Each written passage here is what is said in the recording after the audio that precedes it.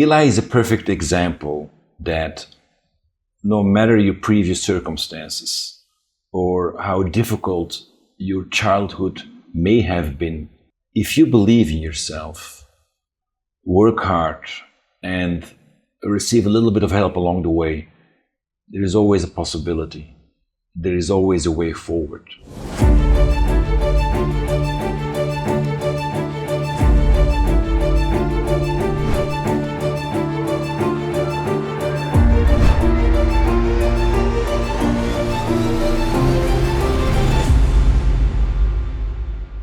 Welcome back to the Signature TalkCast, a platform where we share inspiring insight from our guest speaker. Today, we have a special guest who is a man who left his home country in Belgium to run a non-profit organization called Little Hearts in Phnom Penh, where a loving family environment was created for children in need. Ladies and gentlemen, please welcome founder and director of Little Hearts, Mr. Tony Geeraerts. Good morning. Good morning. How are you today? I'm very well, thank you. First of all, thank you for spending your time coming to our talkcast and share about your experience in Cambodia. Thank you for having me. Yes. So first of all, first thing first, why Cambodia? My brother Jimmy lived in Southeast Asia for almost 20 years, working in different countries like Thailand, Malaysia, Vietnam, and Cambodia. And we used to have this habit of meeting up around the same time each year between Christmas and New Year's. I would come from Belgium and visit him wherever he was. And we would travel to a different part of Southeast Asia each time. But we would stay away most of the time from the touristy spots, traveling to the countryside by motorbike, exploring a country like one should, meeting the locals and try to embrace their culture and their history. And for some reason, I always felt a special connection with the Cambodian people. They were always very friendly and humble. I'm glad to hear that. How about Little Hearts? Why Little Hearts? Why Little Hearts? Well, that's a very good question. My brother and I always felt like we should or we could do something, but something profound. And I remember that at the end of each trip, we would wonder if there was something to do to help some of the people we'd met along the way. Because our trips were always amazing, but we would also frequently come across severe poverty and dire situations. And every time I was due to travel back, we would spend my last evening toying with different ideas how to become involved in the welfare of the places we'd visit.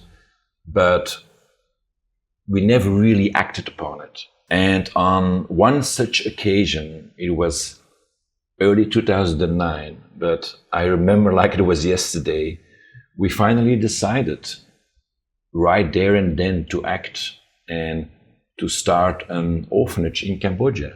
Now, it may seem like an impulsive and random decision, but actually we put a lot of serious thought into. And we resolved to focus on quality and a high level of education for the kids. And then we just went for it. That's always been my way. If you want to create something, there's only one way to do it. Commit all the way. You don't hesitate. I definitely have to give credits to some very good friends and family members, people who believed in the project from the get-go. Because as with everything in life, I think it's really important to surround yourself with people who believe in you and who can give you advice. Wow, so your impulsive decision back then is long lasting. Up to now, it's almost 16 years already. So what is your personal sacrifice and how has this decision impact on children and overall community? Well, I've faced many obstacles over these last 16 years, Molivan. But perhaps the most defining moment for me was when my brother called me early 2012. I was still living in Belgium at the time, traveling often between my home country and Cambodia.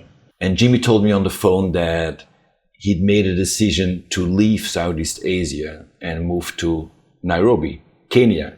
He had his reasons and I respected his personal choice, but it was an overwhelming turn of events and it changed my life completely. Because with my brother in Kenya and me in Belgium, it would have been very difficult to manage Little Hearts.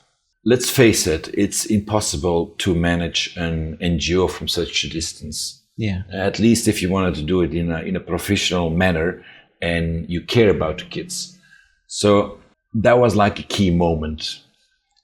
I was leading a pretty good life in Belgium, making a decent living, surrounded by family and friends I loved. But I decided to put it all aside and move to Cambodia to manage Little Hearts personally.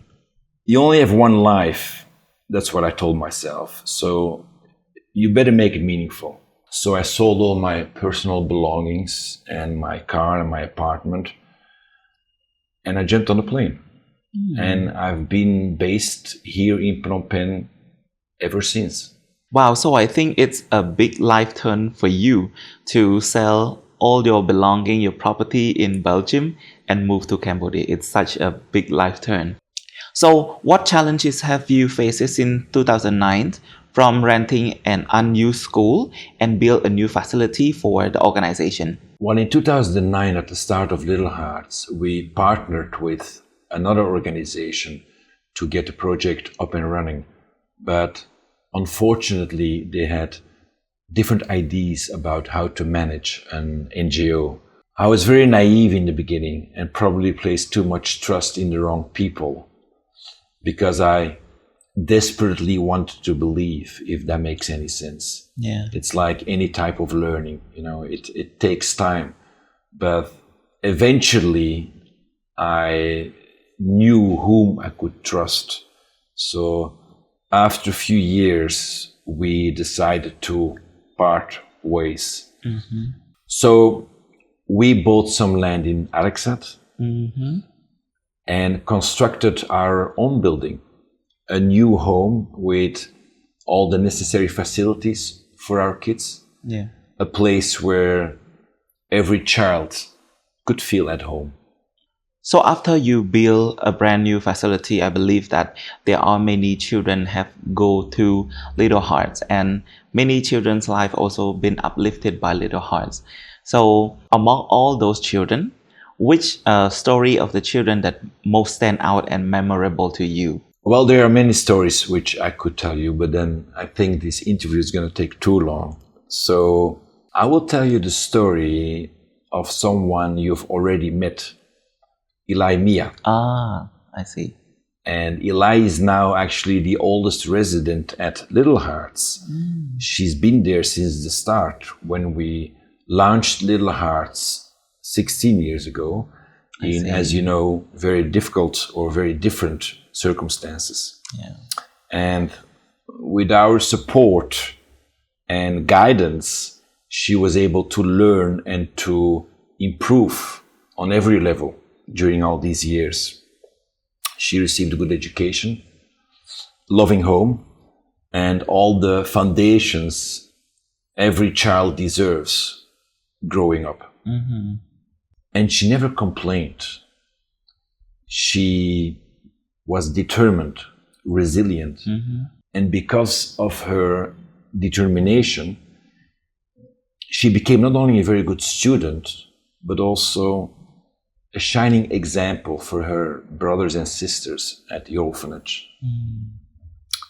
She recently graduated as one of the top students at the Royal University of Fine Arts. Ah, I see. Majoring in interior design. Wow. I know she's very grateful for all the opportunities Little Hearts has given her, but I'm also grateful to her and of course very proud. Because Eli is a perfect example that no matter your previous circumstances or how difficult your childhood may have been, if you believe in yourself, work hard, and receive a little bit of help along the way, there is always a possibility. There is always a way forward. Well, it's a very inspiring story of Eli because you see her from the very young age and her life-changing stage up to now that she Absolutely. go to the very well-known university. In the very popular major that she take is the interior design. And doing really well. Yeah, and I believe this is the very inspiring story for everyone as a kid. Like no matter how unfortunate or which background you come from, when you try your best to change your life, and then with a support from people around you, you can change it. I completely agree. Absolutely. And I believe she go through a lot of life changes and resilience. How about your team? How about yourself? Like, how do you demonstrate the resilience when you run Little Hearts? Because not just Eli in Little Hearts, but many other children. How could you demonstrate the resilience in running the organization regarding to nutrition, healthcare, day-to-day life, fundraising, and problem solving on daily basis? Well, that's a lot of questions packaged into one. Yeah. So, first of all, about the fundraising. Can I be honest? Sure. It's very difficult in Cambodia. You know, there's a lot of people making promises, but sometimes they don't keep their promises. But and we need the necessary support to move forward on a monthly basis. But we keep on trying. With regards to the other challenges and the day-to-day problems, well, I've had some difficulties in the past, and some of them quite serious, with both kids and staff. And to be completely fair, I've made my share of mistakes as well. We're all just human beings trying to move forward and make the best of each situation, but it doesn't always pan out the way we want. And don't forget that sometimes I have to face some pretty extreme situations, like kids who were completely abandoned by their parents or abused. And most of these kids, they arrive at Little Hearts with serious baggage, coming from a very different and sometimes dangerous environment with no prospects and no future at all. And all of a sudden, they have a roof above their heads, 3 meals a day. They're being taken care of in every possible way. Nutrition, healthcare, education, and the change can be overwhelming. Yeah. So it takes time, a baby steps, moving in the right direction, slowly but certainly. Communication is so important to make them feel at home and let them understand that they do have a voice and they are important, they are valued. With communication one-on-one, you can solve a lot of problems, but it takes time and a huge amount of patience as well, and that's an understatement. But seriously, here's the thing.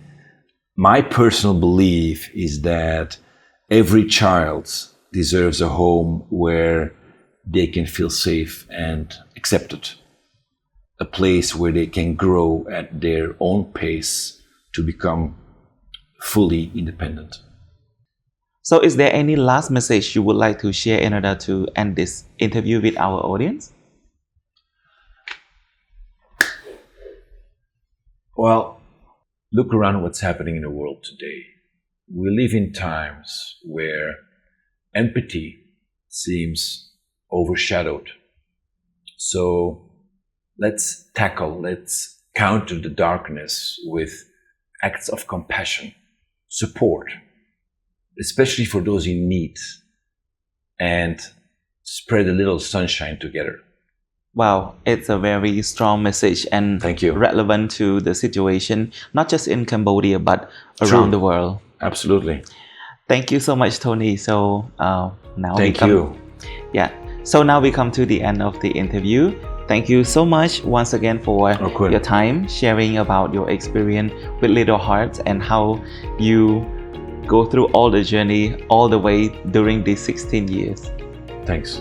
Really appreciate it. Yeah. Oh, good. Thanks, man. Yeah.